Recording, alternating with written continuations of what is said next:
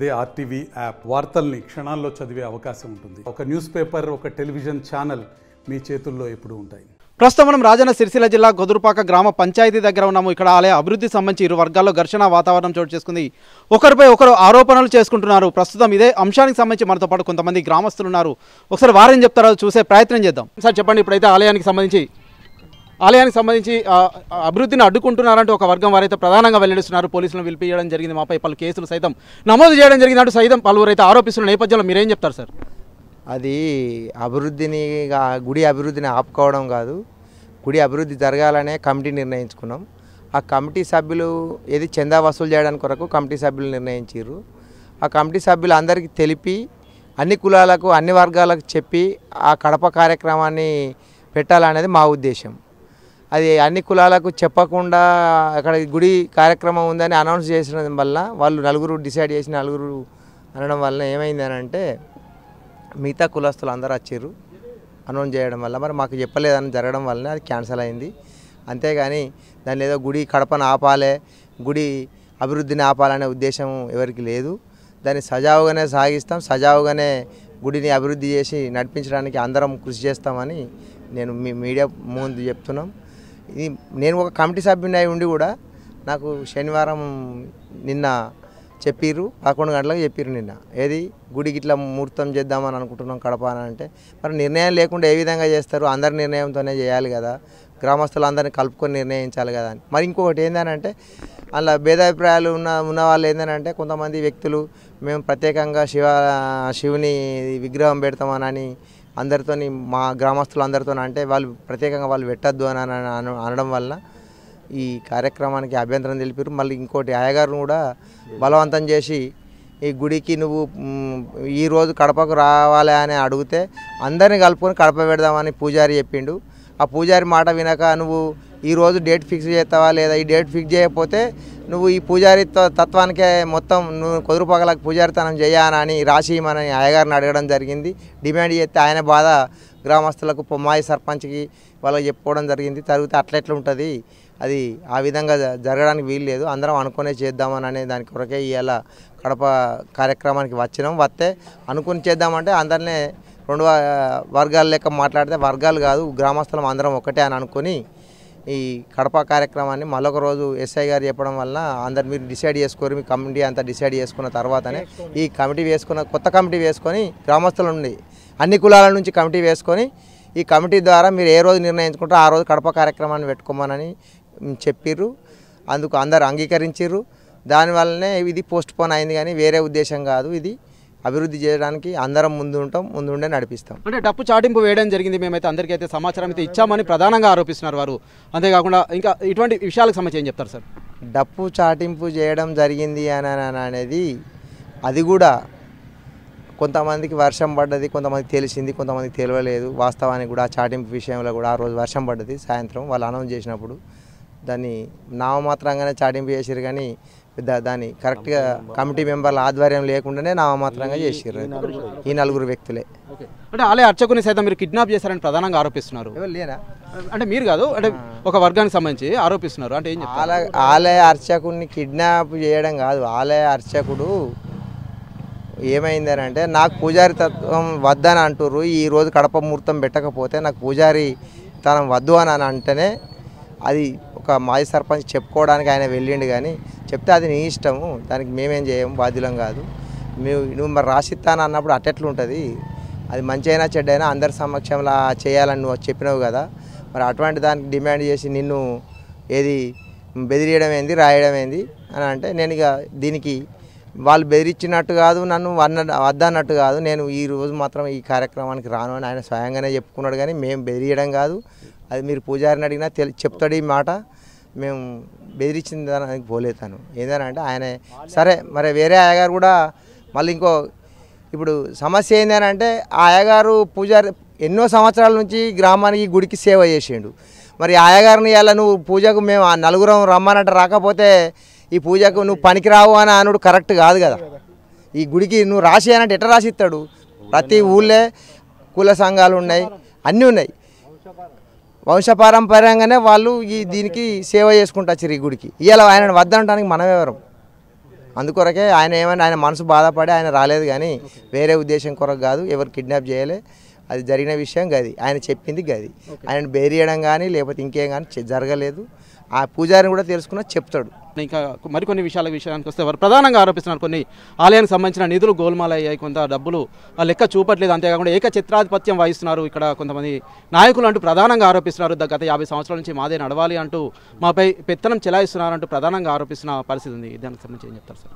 అన్నీ అవాస్తవాలు సార్. దాని గురించి ప్రతిదీ గుడికి వచ్చిన అమౌంట్ మొత్తం ఎంఆర్ఓ గారు సర్పంచ్ గారు జాయింట్ అకౌంట్ మీదనే ఉన్నది.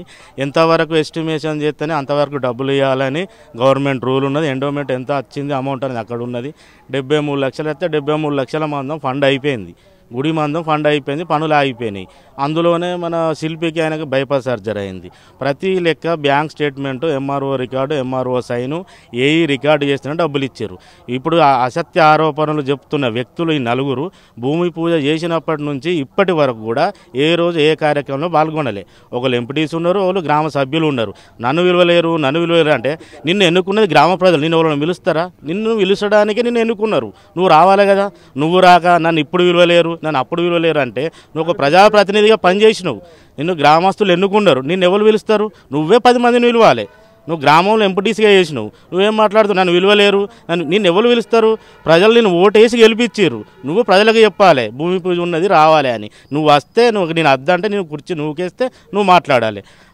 ఫస్ట్ భూమి పూజ అయ్యేటప్పుడు శిల్పికి 10 లక్షలు కావాలి. ఎవరు ఇచ్చిర్రు? బయటకు మాజీ సర్పంచ్ గారే 10 లక్షలు మిత్తికి తీసుకొచ్చి ఇచ్చి 10 లక్షల వర్క్ అయినాక మళ్ళీ రికార్డు చేయించి ఆ మన శిల్పి అతని దగ్గరికి వెళ్ళి డబ్బులు తీసి ఆ మిత్తికి అడగట్టిర్రు.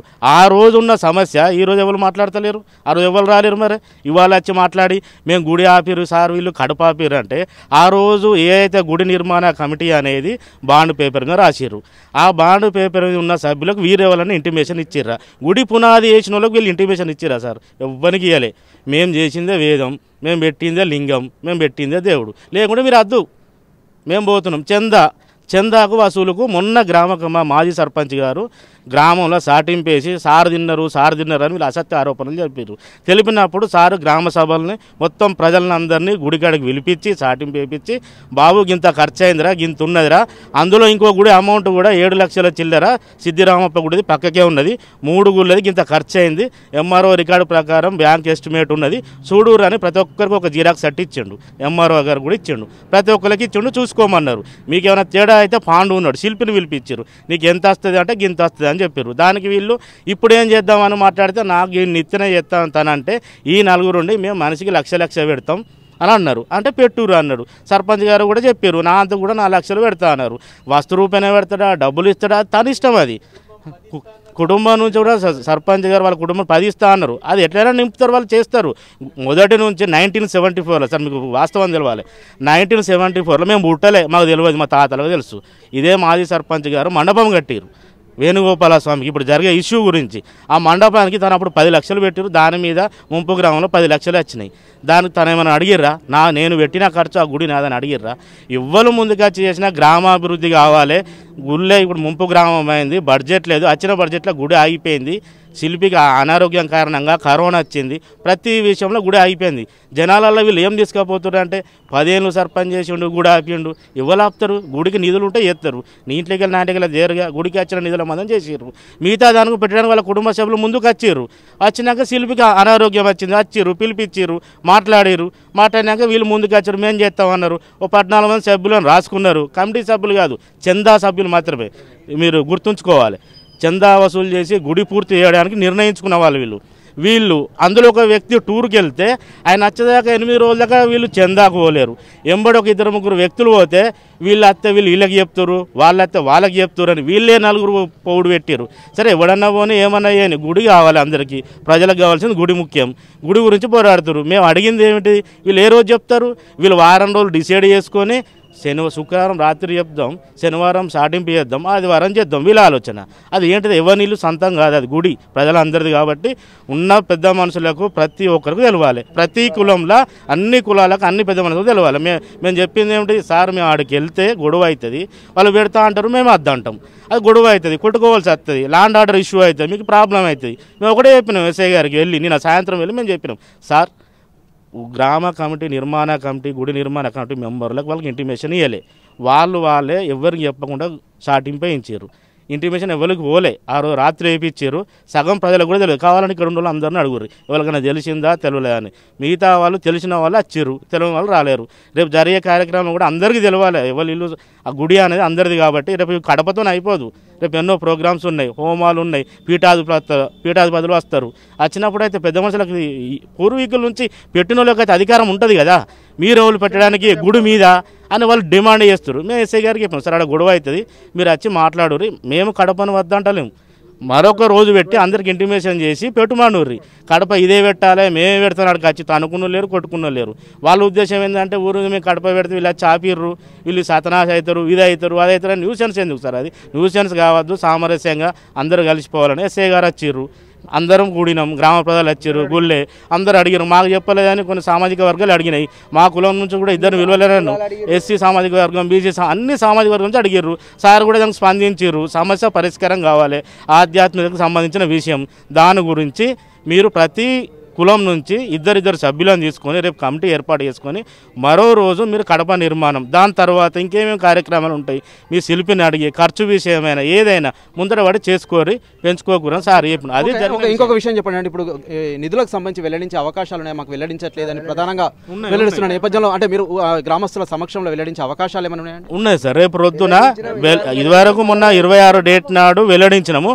రేపు కూడా గ్రామ సభ్యులు ప్రతి కులానికి వ్యక్తిన ఇద్దరిద్దరు పెద్ద మనుషులు వస్తారు, ప్రజలు వస్తారు. వాళ్ళ ముందట ఏ రికార్డు ఏముందో అన్ని గ్రామ ప్రజలకు తెలుస్తారు. ఈ సమస్య పరిష్కారానికి ఎలాంటి మార్గాలు అయితే సూచిస్తారు మీరు? ఈ సమాచారానికి మాకు ఏ విషయం తెలియదు.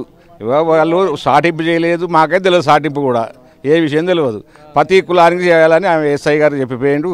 అదే ప్రకారంగా మేము కూడా అదే అందరం వస్తాం, ప్రకారం చేస్తాం. ఓకే, ప్రస్తుతం మనమైతే రాజన్న సిరిసిల్ల జిల్లా బోయినపల్లి మండలం కొదురుపాక గ్రామ పంచాయతీ పరిధిలో ఉండడం జరిగింది. ఇక్కడ ఆలయ అభివృద్ధి సంబంధించి ఇరు వర్గాల మధ్య కొంత ఉద్రిక్త పరిస్థితులు నెలకొనడం జరిగింది. పోలీసులు ఎలాంటి అవాంఛనీయ సంఘటన జరగకుండా ముందస్తు చర్యలు తీసుకోవడం జరిగింది. ఇరు వర్గాలతో మాట్లాడడం జరిగింది. మాపై కొంత ఆధిపత్య పోరు ఉందంటూ ఒక వర్గం వారు వెల్లడిస్తే అదే పూర్తిగా అసంకల్పితం, పూర్తిగా అవాస్తవాలంటూ వీరు అయితే కొట్టివేస్తున్న పరిస్థితి. ఏదైనప్పటికీ అందరూ కలిసిమెలిసి ఉండాలి, ఆలయ అభివృద్ధి జరగాలి, అంతేకాకుండా గ్రామాలు సైతం ముందుకెళ్లాలంటూ ప్రతి ఒక్కరు కోరుకుంటారు. ఆ పరిస్థితి మనం చూడడం జరుగుతుంది. Over to studio. The RTV app వార్తల్ని క్షణాల్లో చదివే అవకాశం ఉంటుంది. ఒక న్యూస్ పేపర్, ఒక టెలివిజన్ ఛానల్ మీ చేతుల్లో ఎప్పుడూ ఉంటాయి.